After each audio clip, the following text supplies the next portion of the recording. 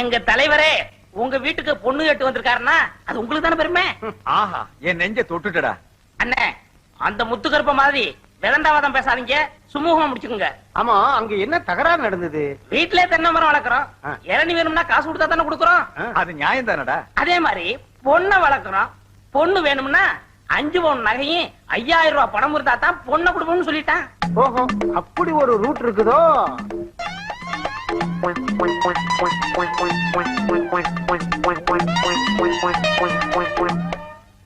சரிப்பா, அத விடு. பாக்கு வெத்தலைய மாத்திக்கிறது. கொஞ்சம் பொறுங்க ஐயா. உனக்கு பொண்ணு தர எனக்கு இஷ்டம் இல்லை. அப்பா, அட சும்மா இருமா. இவங்களை விட பெரிய இடத்துல இருந்து உன்னை கேட்டு வந்திருக்காங்க. எங்க மாட்டு பண்ண இல்லையா? பாய முடியா?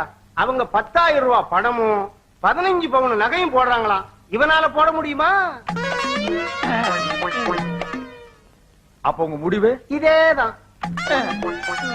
இதுல எந்த மாற்றமும் இல்லையே. முடியலன்னா எழுந்துச்சு போங்க ஐயா. அண்ணே, கொஞ்சம் வெளியே வர்றீங்களா? நான் இவர்கிட்ட கொஞ்சம் பேசிட்டு வரேனே. இல்ல, நான் உங்ககிட்ட நிறைய பேச வேண்டியிருக்கு.